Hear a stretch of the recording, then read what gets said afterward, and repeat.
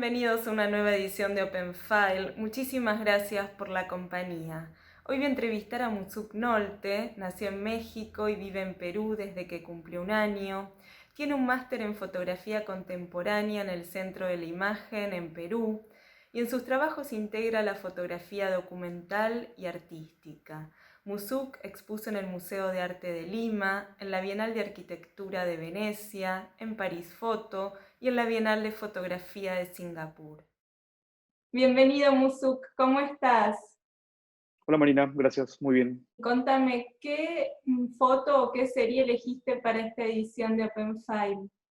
Elegí una serie que se llama La Resistencia al Silencio, que en realidad junta de alguna manera dos proyectos, pero me parecía interesante porque, digamos, es un tema que me parece relevante en estos momentos y que creo que había algunas cosas que me pudiera parecer oportuno compartir. ¿Sí?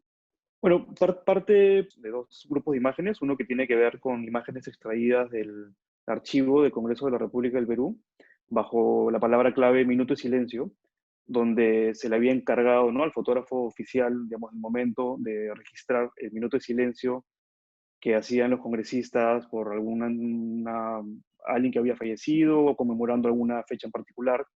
Pero me interesaba esta especie de acción, ¿no?, de esta idea de la teatralización, digamos, de la retórica política en el espacio de Congreso. Y además como había como una cuestión como sumamente interesante, ¿no?, la idea de registrar el silencio formalmente a través de una imagen.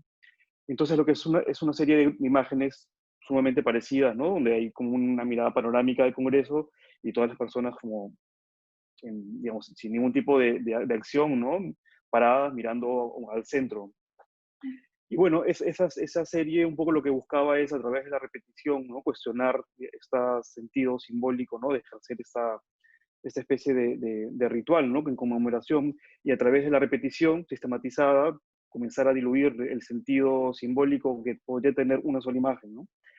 Y este grupo de imágenes comenzaron a entrar en fricción con otro grupo de imágenes que he venido tomando en los últimos quizás 7, 8 años en protestas, principalmente en Lima, con distintos motivos, en distintos momentos, digamos, de gobiernos que han sucedido en los últimos años.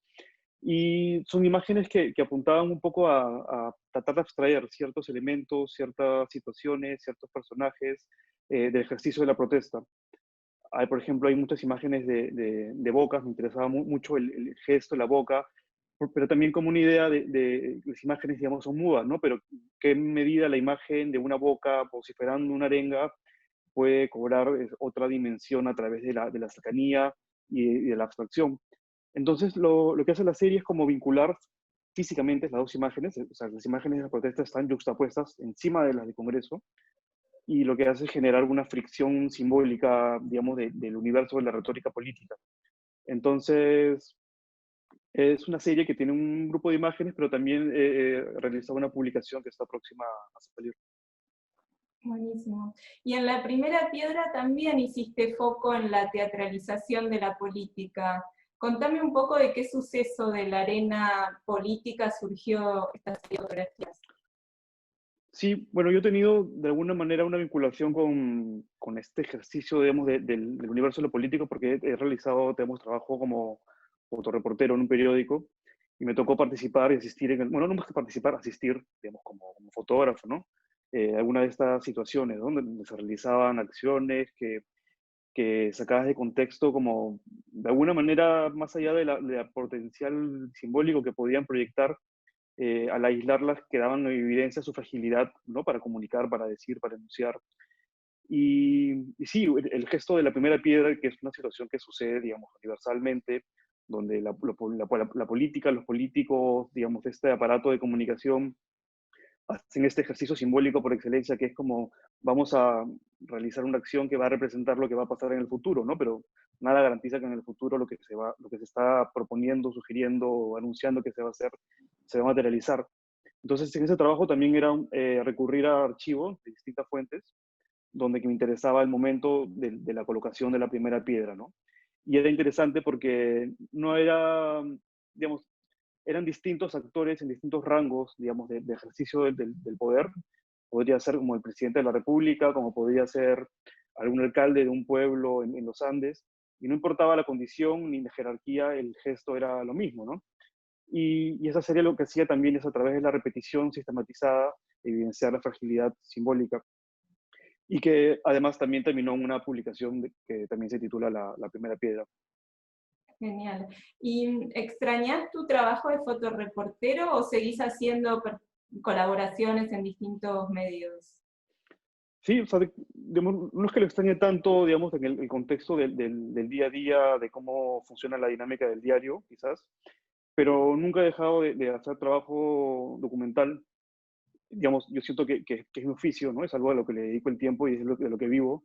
Y, digamos, y el espacio del arte permite como tener ciertos canales distintos, diferenciados, bajo otras lógicas, pero siempre hay como un salir y entrar, ¿no? De este medio de la fotografía como documento. Buenísimo. Y en la serie Desierto sos vos el que llevas adelante un acto simbólicamente potente y enterrás la Ujú. bandera de Perú invertida, con el mástil hacia arriba.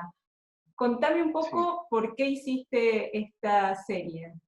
Bueno, esta serie parte justamente de una experiencia de asistir a un desalojo, donde se había hecho una invasión, y al llegar lo que se encontraba era, digamos, el desierto en la periferia de Lima con unos trazos con cal, ¿no? Como de líneas aparentemente arbitrarias que no señalaban nada, ¿no? Y esto para mí era interesante porque evidenciaba, digamos, un proceso político, social que se vivió en los años 50 y 80, particularmente en los 80, producto del conflicto armado interno, donde, bueno, muchos peruanos tuvieron que huir, ¿no? De sus comunidades y migrar hacia la capital, ¿no? Por un lado para salvarse, pero también para buscar, digamos, otras posibilidades de futuro. Y entonces esta serie un poco aborda esa problemática, ¿no? Lo de la migración y a través de qué símbolos o qué situaciones, digamos, se dan cuando se llega a un territorio. Y una de las cosas que a mí me parecía más impresionantes era que estas comunidades, una de las primeras cosas que hacían era colocar una bandera del Perú. Y este ejercicio, digamos, del reconquistar tu propio territorio, tu propio país, me parecía sumamente potente.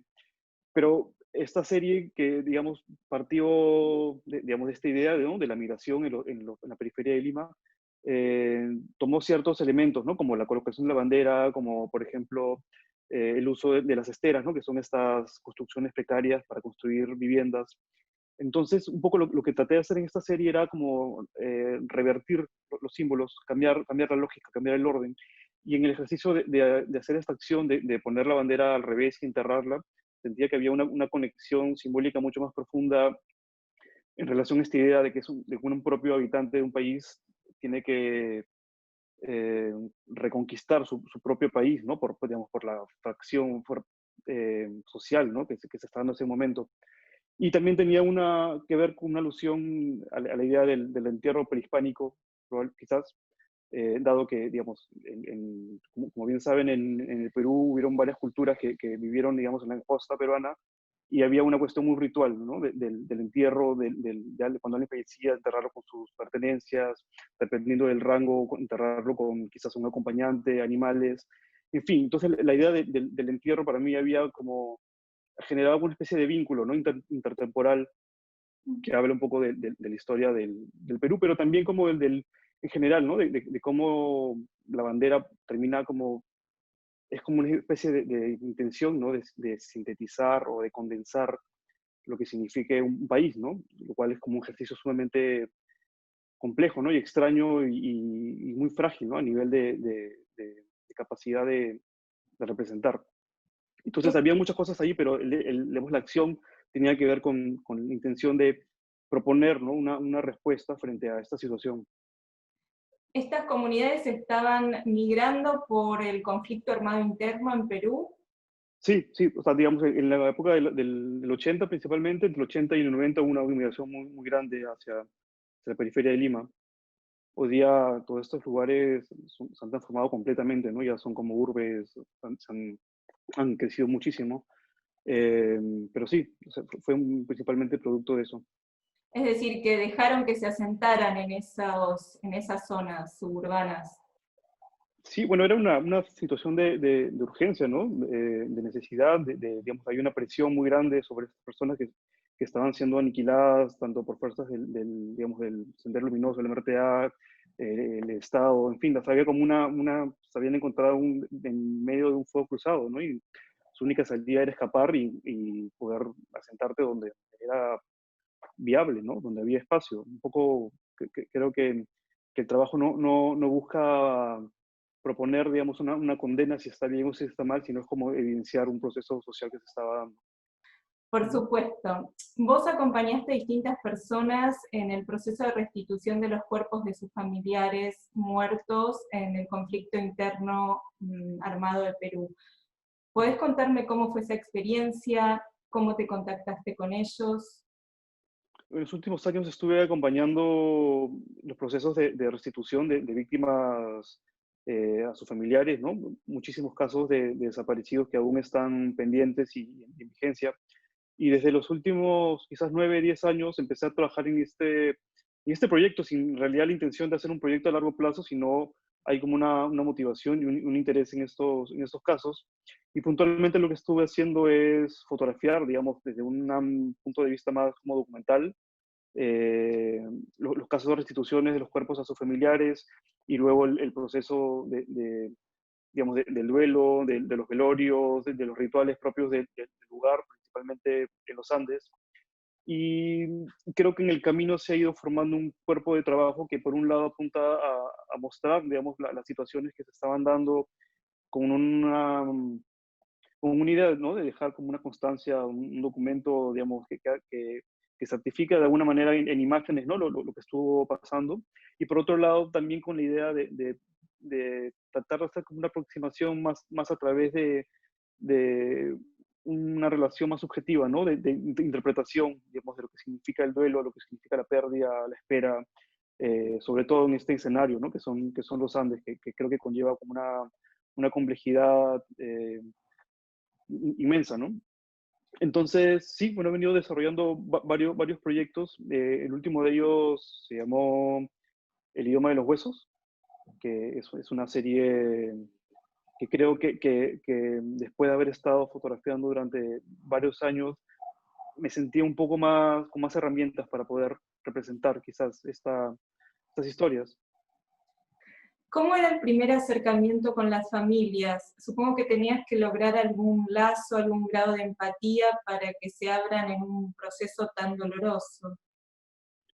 Sí, bueno, es una situación sumamente compleja porque en muchos casos son familias que llevan muchos años buscando justicia y bueno, y hay organizaciones de derechos humanos que los acompañan en el proceso, la propia fiscalía, y creo que somos un grupo de colegas fotógrafos interesados en esos temas que siempre estamos como documentando, digamos, indistintamente, ¿no? Los casos que se van dando, porque casi todos los meses hay una entrega.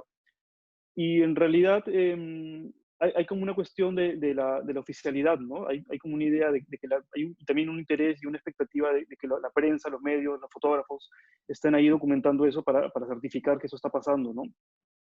Entonces, claro, hay como caso por caso es distinto, digamos, el vínculo que uno establece con los familiares, pero diría que es como que depende mucho, creo que del caso, la complejidad, digamos, qué tan complejo es en términos de qué tantas personas están siendo entregadas en ese momento. Eh, pero sí, es como un vínculo muy de ser como consciente del otro, ¿no? Y de empatía, quizás no tanto a través del diálogo, sino del silencio, del respeto y del mutuo de acuerdo de alguna manera, ¿no? Que es importante que esto sea visible. Eh, pero creo que es un tema como complejo, ¿no? También depende mucho digamos, la ética que cada uno puede establecer en relación a cada uno de los casos, ¿no? Son momentos muy, muy dolorosos, ¿no? O sea, y de mucha fragilidad, ¿no? También te quería consultar por esta serie que hiciste de la celebración de la Virgen de la Candelaria. Hay un Ujú. personaje que me llamó mucho la atención que tiene cubierto el rostro con una maraña de pelo. ¿Por qué está así en la celebración? Sí, bueno, en la celebración de la Virgen de Candelaria que se da en el altiplano, en la ciudad de Puno y los alrededores, tiene dos momentos que son bien interesantes, que uno tiene que ver más con el culto religioso, donde sale la procesión de la Virgen, pero hay un momento que es una semana antes, que se llama la parada autóctona, que vienen comunidades de distintos lugares, digamos, de toda la región del altiplano, y lo que hacen es representar, digamos, situaciones cotidianas, costumbres, pero también algunos de ellos representan la historia que han vivido en los últimos años, ¿no? Y esta era como una especie de significación de lo vivido durante el conflicto armado. Y bueno, había hecho unos retratos, ¿no? De algunos que se habían disfrazado de policías, otros de militares, y esta estaba representando, digamos, a un miembro de Sendero Luminoso, ¿no? De este grupo terrorista. Eh, y era interesante, ¿no? Porque está esta idea, ¿no? La máscara, pero también es como una especie de pasamontañas. Pero lo que me pareció como fascinante en el momento es que parecía que era pelo, ¿no? Que era como cabello. Entonces era como esta idea de que si hubiera crecido algo que posibilita eh, el reconocimiento, ¿no? Del personaje, como si hubiera una cuestión orgánica ahí que diluye, ¿no? A la singularidad de quien lleva esa máscara. Entonces, claro, tiene una potencia particular, pero es parte de este conjunto, ¿no? De retratar a los distintos danzantes que estaban en esta festividad. Es decir, que ellos se caracterizan como si fueran distintos personajes del Ujú. ejército, de Sendero Luminoso, ¿de qué más? Eh, bueno, la gente afectada, los pobladores, es como una especie de teatralización a través de la danza, pero es muy interesante el espacio porque digamos, hay muchas manifestaciones simultáneamente y algunas cosas parten de lo ritual, de lo mítico, hay gente disfrazada de animales, eh, y gentes que como que retratan un poco lo vivido en los últimos años, ¿no? Ya sean como situaciones de mucho dolor o situaciones un poco más alegres quizás, ¿no? Pero es un lugar donde, digamos, donde se confluye en toda la no oficialidad no sé si oficialidad de esta festividad, pero digamos hay como una autonomía, ¿no? De representar lo que uno le nace, quiere, siente, y puede, ¿no? También, sí. Es una celebración que se da en Lima y en otras partes también? No a esa escala, o sea, en el altiplano dura como 2 semanas y cada día hay un evento distinto. Probablemente en Lima la comunidad de migrantes hacen una celebración un poco más chica y en algunos otros lugares también, pero es principalmente en la región altoandina. Perfecto. Y Musuk, ahora durante la pandemia, ¿qué proyectos estás desarrollando? Bueno, estuve haciendo un trabajo, regresando a mi oficio más de reportero quizás, trabajando en relación a la crisis del agua en Lima. Pude acceder a dos fondos, uno de National Geographic y uno del Pulitzer Center, con lo cual he estado trabajando los últimos meses tratando de acercarme a entender, digamos, el origen del problema de la crisis del agua, dado que en Lima, digamos, se construyó sobre un desierto y hay como un déficit de recursos hídricos para poder satisfacer a toda la población en una ciudad que cada año crece y también crece la demanda de agua. Y entonces era como interesante en un momento donde la principal política es el lavado de manos, cómo hacen las comunidades donde el agua no llega. Entonces he estado trabajando en eso los últimos meses, eh, haciendo un reportaje multimedia y bueno, y en paralelo preparando una exposición con la galería que me representa, González Vigil, que el próximo mes está por presentarse a determinar de qué manera, en términos de físico, virtual, un híbrido, pero digamos acorde a lo que la situación demande. Buenísimo, buenísimo. Musuk, te agradezco muchísimo por esta entrevista, fue un gran placer conversar con vos. No, muchas gracias a ti, muy contento de poder compartir y bueno, los invito a seguir viendo más estas entrevistas que sigan dando. Un abrazo desde Buenos Aires a Lima. Bueno, gracias. Hasta luego.